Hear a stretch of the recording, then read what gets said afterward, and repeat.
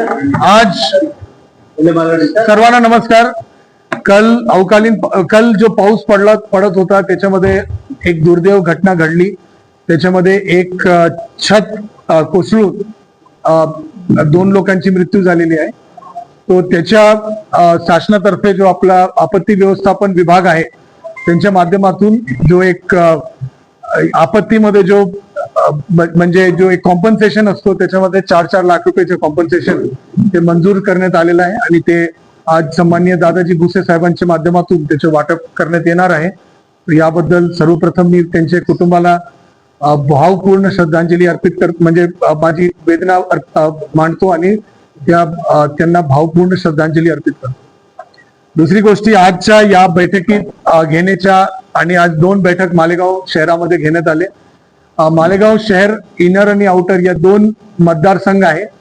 तो या दोनों मतदारसंघाचे जो काही BLO सुपरवायझर आणि असिस्टंट ERO त्याच्यासोबत आपले सगळे अधिकारी वर्ग जो होते त्यांच्यासोबत एक बैठक घेण्यात आली। या बैठकीमध्ये SIR च्या प्रक्रियेमध्ये काय करायचे आहे त्याच्या संदर्भात चर्चा करण्यात आली। त्याची भारत निवडणूक आयोगाने सांगण्यात आलेले प्रक्रियाबद्दल या ठिकाणी सगळ्यांना समजून सांगण्यात आला। लोकांच्या मनात जो शंका होते काय डाऊट्स होते ते सोडवण्यात आला। भारत निवडणूक आयोगाने काय खबरदारी बरतावा त्याच्यासाठी काय काय गोष्टी करायच्या आहेत त्या गोष्टी सांगण्यात आलेल्या आहे आणि या सगळ्या गोष्टीमध्ये अचूकपणे आणि नियमानुसार आपली SIR ची प्रक्रिया या ठिकाणी पार पडणार आहे त्याची खबरदारी कसा घेता येईल त्याबद्दल सांगण्यात आली। त्याच्यानंतर राजकीय पक्षाची एक बैठक घेण्यात आली। त्याच्यामध्ये सर्व राजकीय पक्ष मालेगावचे म्हणजे मालेगाव आउटरचे सगळे राजकीय पक्ष या ठिकाणी उपस्थित होते। त्यांचे जो प्रतिनिधी आहेत त्यांचे जो वरिष्ठ पदाधिकारी आहेत त्यांच्याशी चर्चा करण्यात आली। त्यांच्या मनात जो डाऊट्स होते त्यांच्या मनात जो शंका होते त्यांच्या मनात जो विचार होते की कसा आपण अचूकपणे या ठिकाणी आपण सहकार्य करू शकतो त्याच्याबद्दल या ठिकाणी सूचना देण्यात आली। सगळे राजकीय पक्षाला मी माझ्या वतीने सूचना देण्यात आलेली आहे आणि याची सूचना आधी पण अपर जिल्हाधिकारी महोदय आपले प्रांत महोदय आपले तहसीलदार महोदयांनी पण आधी दिलेली आहे की कुठल्याही राजकीय पक्षांनी म्हणजे या प्रक्रियेमध्ये सहभागी नोंदवावा। त्याच्यासोबत BLA बूथ लेवल एजंटची नियुक्ती करण्यात यावा। आज पण भरपूर राजकीय पक्षांनी ही माहिती आपण माझे निवडणूक शाखेकडून घेऊ शकते, परंतु भरपूर राजकीय पक्षांनी आतापर्यंत BLA ची नियुक्ती केलेली नाही आहे।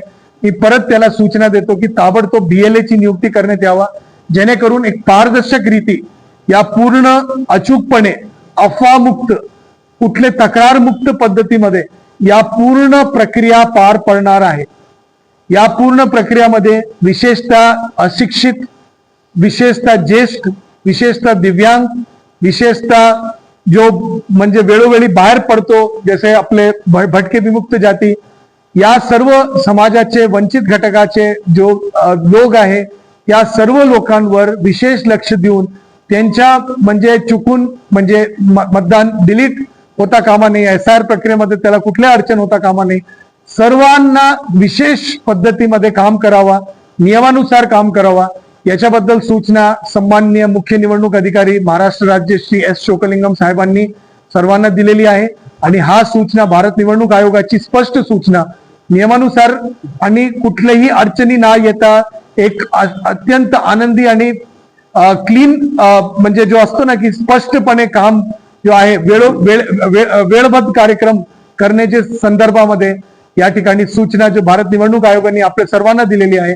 हा सूचना मी या ठिकाणी परत सर्वांना अधिकारी असेल राजकीय पक्षाचे पदाधिकारी असेल सर्वांना मी या सूचना या ठिकाणी दिलेल्या आहे। हे निवडणूकच्या संदर्भात विषय आहे।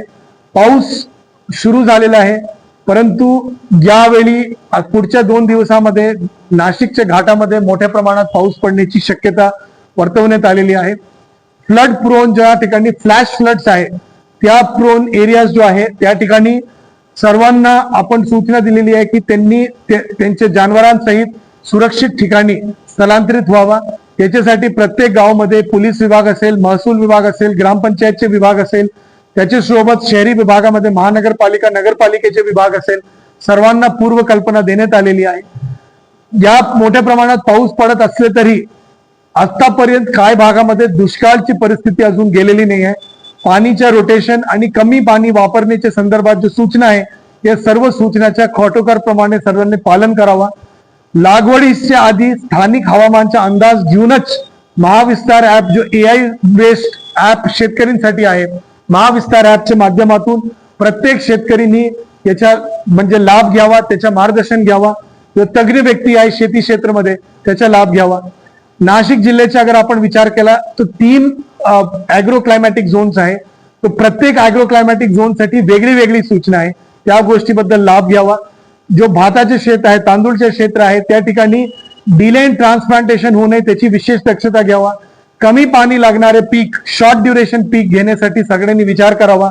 अंतर पीक घेण्याच्या संदर्भात विचार करावा. डी-वीडिंगच्या संदर्भात आपण विचार करावा. मी आपल्याला आकडेनिहाय सांगतो की आपल्याकडे खत आणि बियाणाचा पुरेसा साठा उपलब्ध आहे.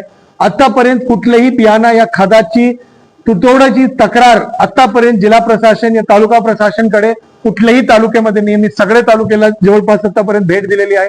एक नांदगाव तालुका फक्त आता शिल्लक आहे, ते मी पुढच्या 2 दिवसात भेट देणार आहे. तर माझी सर्वांना यही सूचना आहे की याच्याबद्दल कुठलेही तुटवडा नाही आहे. सर्वांनी या संदर्भामध्ये याच्याबद्दल लक्ष द्यावा. आणि माझी सर्वांना विनंती आहे की कुठल्याही अफवावर आपण विश्वास न ठेवता व्यवस्थितपणे बियाणा आणि खतचा वापर करून या ठिकाणी म्हणजे प्रयत्न करा की व्यवस्थितपणे आपण शेतीमध्ये लागवड करणार. शेवटचा विषय आहे लसीकरणचा विषय. पल्स पोलिओ कॅम्पेन चालू आहे.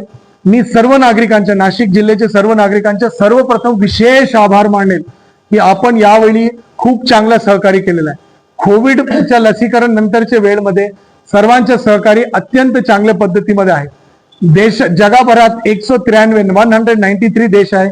त्याच्यामध्ये पल्स पोलिओ म्हणजे पोलिओच्या जो हे आहे ते जवळपास 190 देशापासून आपण बाहेर काढलेलं आहे, इन्क्लुडिंग इंडिया.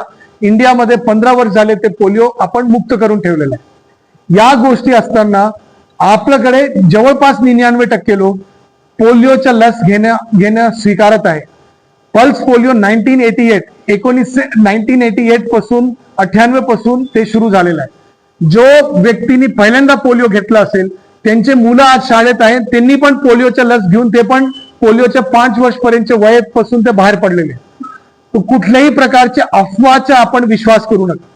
कुठल्याही प्रकारची म्हणजे चुकीची भूमिका घेऊ नका.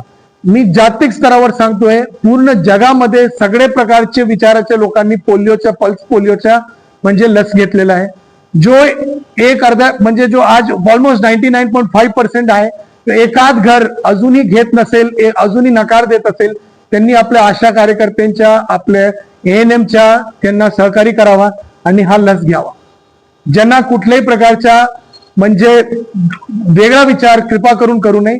परंतु मला एक गोष्टीचा मला खूप आनंद आहे, आधीच्या तुलनेने जब मागच्या health and family welfare survey झाला होता 2019 मध्ये आणि त्याची तुलनेने 2025-26 सर्व्हे मध्ये नाशिक जिल्ह्याचे प्रत्येक ठिकाणी, प्रत्येक तालुक्यामध्ये, प्रत्येक भागामध्ये, प्रत्येक गल्लीमध्ये, प्रत्येक मोहल्ल्यामध्ये, प्रत्येक गावामध्ये पल्स पोलिओच्या जो या इतर जो मिशन इंद्रधनुष अंतर्गत जो वॅक्सिनेशन आहे, लसीकरण आहे, त्याच्यामध्ये मोठ्या प्रमाणात वाढ झालेली आहे.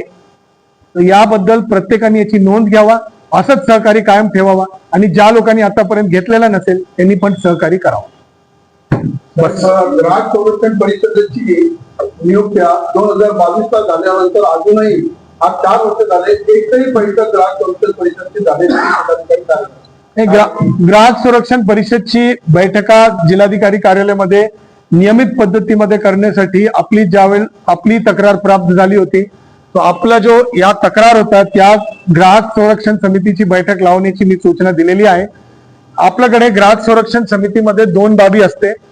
आपल्याला विजिलन्स करायचे आहे त्याच्यामध्ये की कुठल्या गोष्टीबद्दल त्याच्यामध्ये कमतरता राहून जात आहे, त्याच्या संदर्भात आपले विजिलन्स करायचे आहे, स्टँडर्ड सेट करायचे आहे आणि जो तक्रार आहे त्याचा तपास करून कंझ्युमर कोर्ट पर्यंत आणि चौकशी करून कंझ्युमर कोर्ट पर्यंत पाठवायचे. या केसमध्ये माझ्याकडे एक शेड्यूल असतो, ज्याच्यामध्ये जो DSO संदर्भ जो शेड्यूल आहे त्या दिवसमध्ये ग्राहक संरक्षण समितीची बैठक कायमस्वरूपी आता होईल. पुढचा प्रश्न.